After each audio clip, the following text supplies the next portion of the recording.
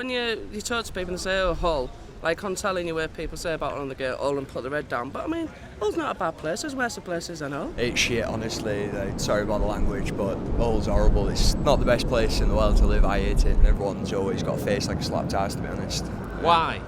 I don't know, it's just Hull. In the papers and stuff, they say that it's going to be getting better, don't they? But I mean, if it's true or not, I don't know. Do you believe it? I hope to believe it, you know, for my kids' sake. I mean, businesses are trying to expand and open more, but as well that opens, like I say, there's another one closing. It bums everyone out that they can't get a job, so everyone's on dole, so everyone gets annoyed. I think people are just trying to get over it.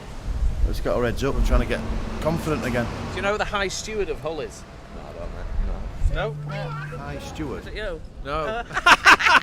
What have they got High Steward for? Well, he's meant to sort of lead the drive to get people investing in Hull and raise the profile of the place, I think. Oh, I wish him luck on that one there. From the people of Hull, good luck. His first job is to help the city win its bid to be the next UK City of Culture. We're getting a tour of Hull's cultural highlights from the new High Steward himself. They're so alike. You may know him. You have really changed your image. You have become a very, very attractive man. You know, you're the first person to have said that to me. Perhaps we're not just going to see the transformation of Hull, but the reinvention of the Prince of Darkness. The city has got to rediscover itself. It's got to reinvent itself. You've got the biggest number of people on job seekers allowance here of anywhere in the country. Of course it's bad, but how are you going to turn it around? Just by sitting around moaning and saying how great the past was and what a rotten luck we've had? That's not the way to do it. Right! The best thing to do is just pretend that match we just lost 7-0. Pretend that never happened, alright? Let's just draw a line, start looking forwards. You're the marketing manager. You've got that look in your eye. Have I? Like Lind. Okay, right. Hello.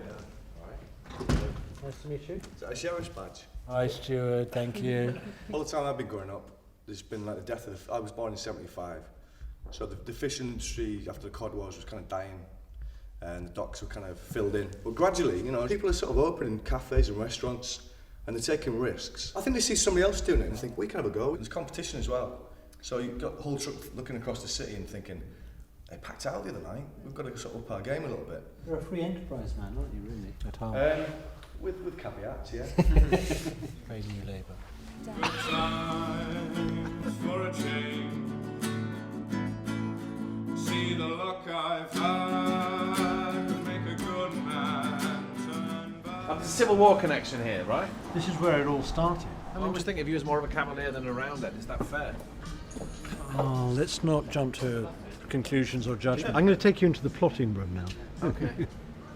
And so the High Steward lays out his plot for Hull, redeveloping its port and waterside, a massive investment in wind energy, and also harnessing the power of culture to bring regeneration. So please, please, please, let me get what I want. It would receive a huge lift if Hull became the city of culture. It would be a recognition of everything that is being done, all the changes that are being made, and the creativity that this city is now becoming awash with. It will still happen if we don't become the city of culture, but my God, would it make it all the more worthwhile, and wouldn't it help us to market the city and bring about the economic transformation that we want? When I talk about cultural regeneration, right behind us is the Deep.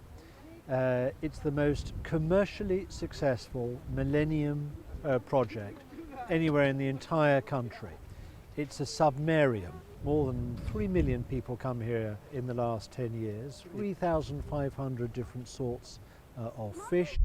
The Deep and the new marina were part of the last wave of regeneration in Hull, which also brought the St Stephen's Centre, a classic retail and leisure project of the new Labour years. Some people would argue they try and make a difference. They build things like the St Stephen's shopping centre over there. It's a waste of money. They should put other stuff into like actual jobs. Like, are you on the dole yourself? Yeah, I'm on.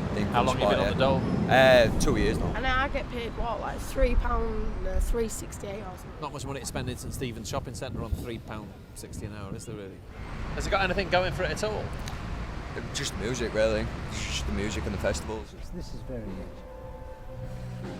What's going on in here? We've just got a band rehearsal today. You're the Hubbards? Yeah. Well, I'm the sort of Hubbard High Steward of Hull. Do you have a sense of Hull's sort of musical heritage? Beautiful South. Okay. Yeah, Paddington's, Crossmines. Kingmaker, you heard of them? Yeah, great. Beautiful South came out of Hull. Mick Ronson. Everything but the girl. We're carrying on a great tradition.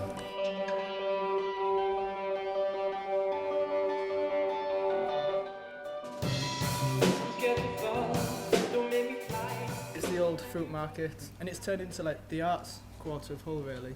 We're a pop-up cafe. Keep away from the cars, keep away from the cars! Great, thank you. Are you on Twitter? I'm not.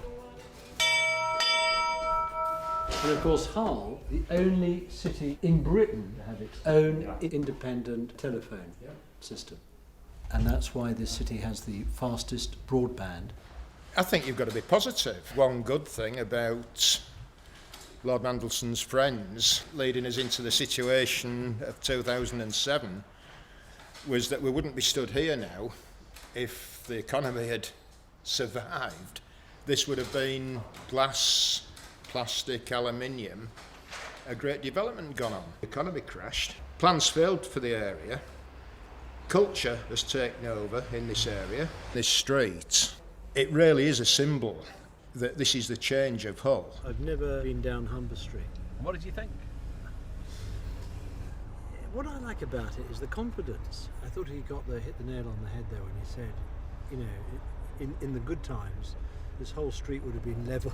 Do you feel any sort of pang of regret looking back that under the last government there were things like the Pathfinder schemes, and that was very much the vision? I think There's always an economic, commercial argument, or an argument to use an area for new housing, new retail. There are people with competing ideas and sometimes competing interests as well.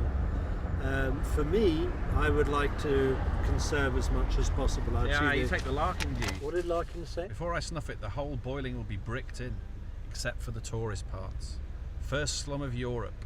A role it won't be so hard to win with a cast of crooks and tarts. And that will be England gone. Well, I don't want to turn Britain into the old curiosity shop. On the face of it, there are a strange set of conspirators in this plot. The former Prince of Darkness, a pretty weather-beaten post-industrial city, the first stirrings of urban bohemia, and a poet who was the king of melancholia. It's Pete Mandelson's job to somehow mould all those things together and turn Hull into some kind of new Manchester. He's got to sell that vision to the people who are deciding which place is going to be the UK's next city of culture, but more importantly, he's also got to convince a lot of people here who have every right to be cynical. It's quite a job. There again, this is the man who they say made the Labour Party electable.